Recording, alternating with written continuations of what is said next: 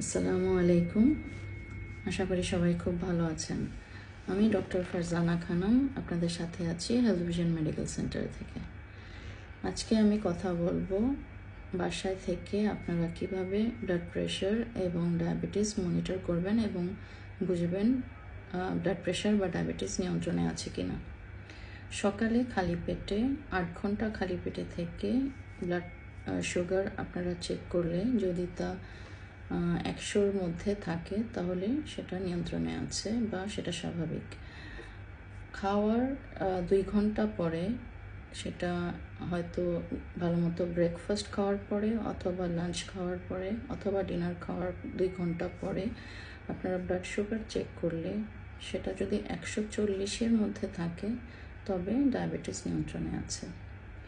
যে কোনো সময় আপনারা যদি সুগার চেক করেন এবং তা যদি 140-এর নিচে থাকে তাহলেও সুগার নিয়ন্ত্রণে আছে।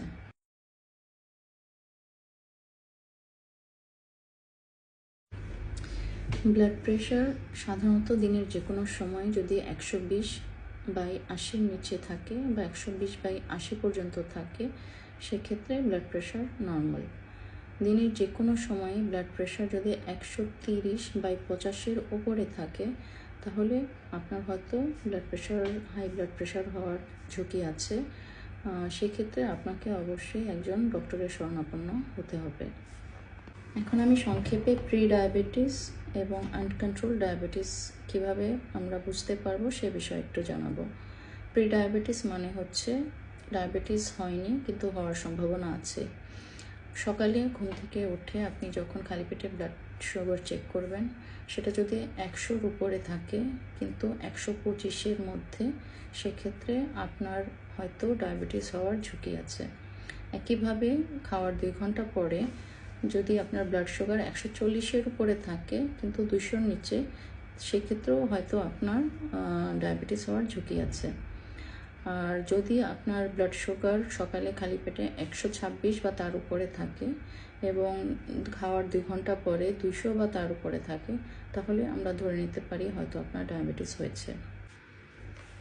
যারা ডায়াবেটিসের ঝুঁকিতে আছেন তারা অবশ্যই একজন ডক্টরের শরণাপন্ন হয়ে রক্ত পরীক্ষার মাধ্যমে কনফার্ম করে নিতে পারেন আপনাদের ডায়াবেটিসের ঝুঁকি কতটুকু অথবা অলরেডি ডায়াবেটিস হয়ে গিয়েছে কিনা।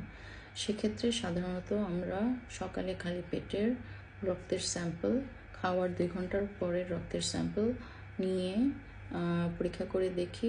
তার পাশাপাশি গত 3 মাসের অ্যাভারেজ ব্লাড সুগার চেক করার জন্য আমরা একটা পরীক্ষা করি যেটাকে আমরা HbA1c বলি। এই পরীক্ষার মাধ্যমে আমরা শিওর হতে পারি যে আপনার আসলেই ডায়াবেটিস হয়েছে কিনা। ডায়াবেটিক বা প্রি ডায়াবেটিক রোগীদের জন্য ব্লাড সুগারের পাশাপাশি আরও কিছু টেস্ট করা জরুরি, যেমন ফাস্টিং লিপিড প্রোফাইল বা আপনার রক্তের চর্বির মাত্রা, কিডনির পরীক্ষা, লিভারের পরীক্ষা এবং ECG। এই টেস্টগুলোর মাধ্যমে আমরা জানতে পারি ডায়াবেটিস বা প্রি ডায়াবেটিসের জন্য আপনার ব্রেন, হার্ট বা অন্যান্য অঙ্গে কোনো ক্ষতির সম্ভাবনা আছে কিনা। আজকে এ পর্যন্তই। আশা করি যাদের ডায়াবেটিসের ঝুঁকি আছে বা অলরেডি যারা ডায়াবেটিসের রোগী, এই ভিডিওটির মাধ্যমে তাদের কিছু উপকার হবে। আল্লাহ সবাইকে ভালো রাখুক। আল্লাহ হাফেজ।